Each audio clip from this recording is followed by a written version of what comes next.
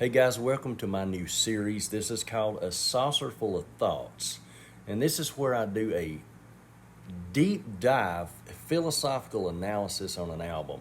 I love philosophy and I love music. So for our inaugural episode, here's the series namesake album, Pink Floyd's A Saucerful of Secrets. So the first thing I want to talk about is the trauma of continuity. In other words, when Pink Floyd were together with Syd Barrett started gradually losing his mind, and in the summer of 1968, Pink Floyd was sort of a band standing on the edge of a precipice, staring directly into the void, left by their primary songwriter and their visual architect. So where most groups face sort of a mental collapse after their driving force, has left the band, or in this case was dropped by the band, Floyd chose to bring in David Gilmour. Now, they had brought David Gilmour in already before they let Syd go, but this was sort of to patch the tear in their reality of what was going on. And A Saucerful of Secrets, the second record after Piper at the Gates of Dawn, is not merely the transition record between the psychedelic whimsy of Piper at the Gates of Dawn and the stadium-filling, monoliths of the 1970s Prague. It's sort of a profound document of existential grief and collective trauma on a record. Philosophically, the album asks a terrifying question. How do a group of people reconstruct an identity when the central pillar of that identity has completely disintegrated? So how are you going to get order out of the chaos, so to speak? So to understand Saucerful, one must look at it through this lens of an existentialist philosophy. Now, I know I'm getting a little deep for some people who don't understand existentialist philosophy, but it's basically, and I'm not going to try to get into all that. It's basically the concept of constructing a meaning out of the absurd, out of the unstructured chaos of life. So Syd Barrett's exit left behind a vacuum of nonsense, really. And rather than trying to mimic Barrett's art, the remaining four members turned inward and utilized ambient noise and classical structures and had a collaborative improvisation to build a brand new framework for themselves. And the album serves as a blueprint, for sort of navigating the grief that they were going through, moving step by step, to a catharsis of some point, and ultimately reaching an acceptance of the world that has changed for them. So if we go track by track on this album, it'll give you a little bit more of the depth of where we're going here with this analysis. So track number one is called Let There Be More Light. And to me, this is sort of that search for a new story for Pink Floyd. The record opens with Roger Waters' driving bass line and a grounding pulse. It sort of signals a stark departure from the whimsical fairy tale narratives of the Syd Barrett era. And lyrically and musically, Let There Be More Light acts as a frantic attempt to create a new mythology, swamping sort of Syd's childhood nostalgia for a sci-fi symbolism. And David Gilmour's soaring guitar solo at the climax is crucial. It marks his formal entry into the band's sonic landscape.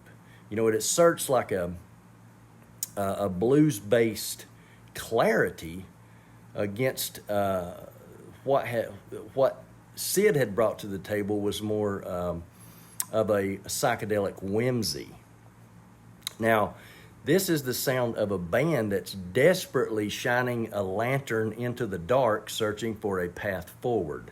So let there be more light, so that Pink Floyd could find their way to get to where they needed to be, which they eventually did.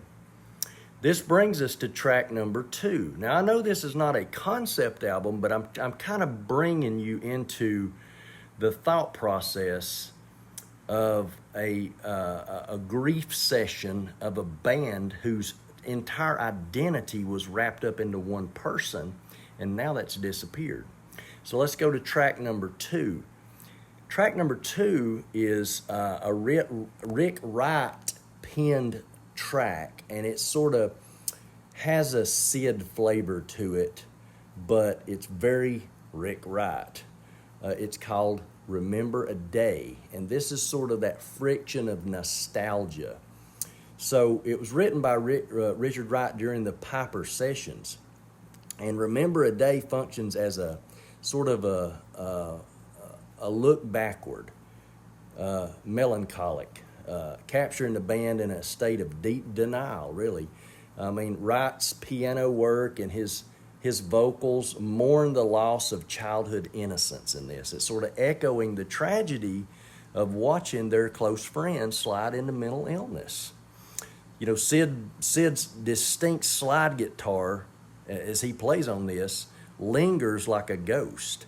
It sort of creates a dissonance between the dream of the past and the present reality the band was living in.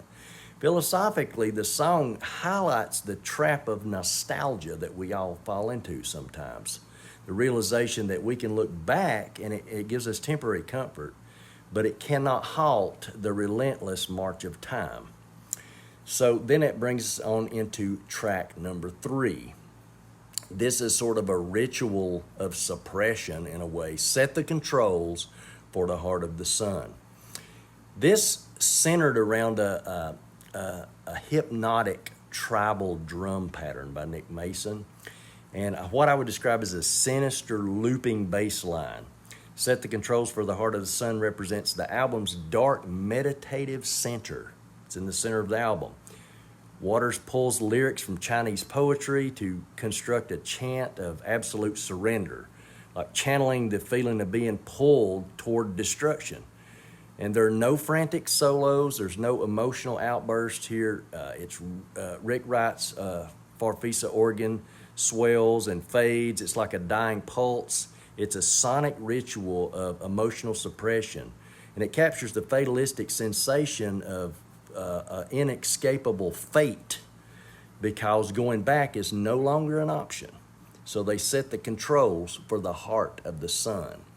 And you'll hear that sort of hypnotic dun dun dun dun dun dun dun dun, and it gets you into that place, that meditative place that they were at.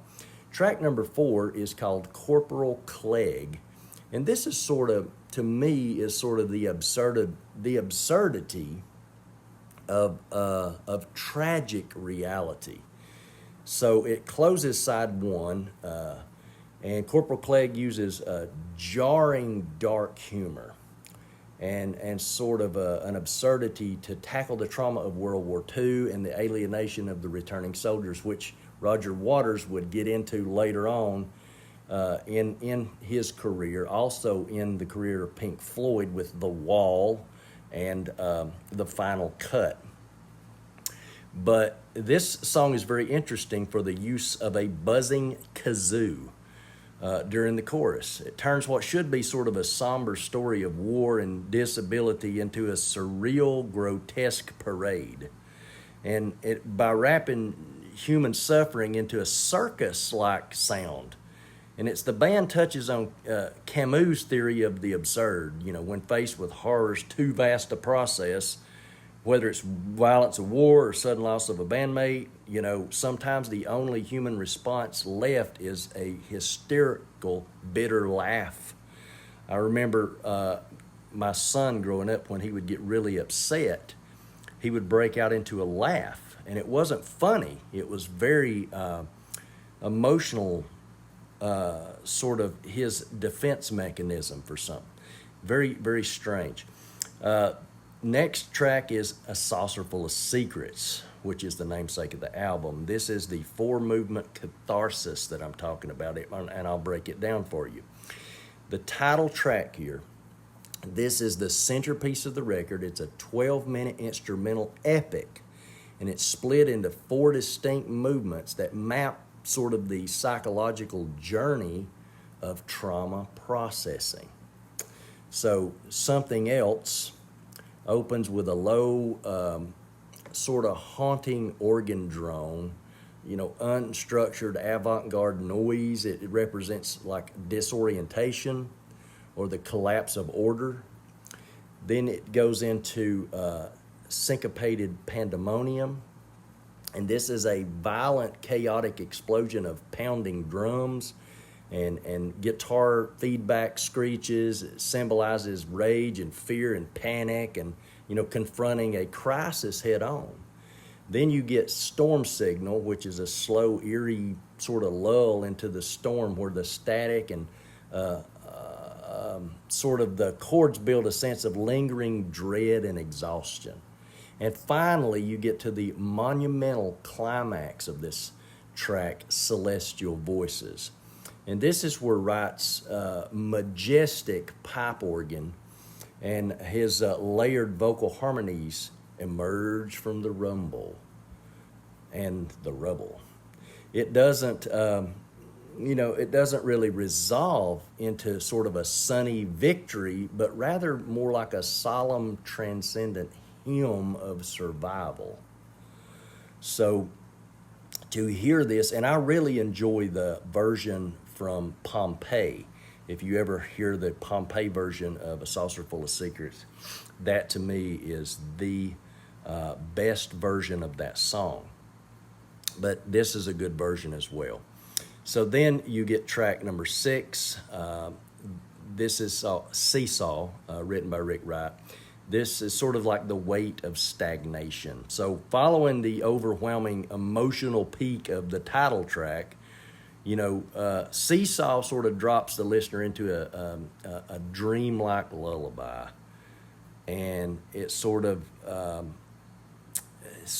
gentle rhythm, and it mirrors the motion of a seesaw, and it captures like being the feeling of being stuck in a place where the world moves on without you or on around you. And the context of the album's broader narrative, the track represents the melancholy that settles in after an emotional breakdown. So the phrase where energy's spent and somebody's left, they're left staring at the wreckage of everyday life. Seesaw was once referred to as one of the most boring songs. I think the band referred to it, that was the title of it at some point. Bar 2, the most boring song in the world, Bar 2, something like that. But to me, Rick Wright, again, has taken us back to childhood, and this is a sort of a cry out, again, of nostalgia on that track. And then finally, we get track number 7, which is Jug Band Blues, and this is the final farewell to Syd Barrett.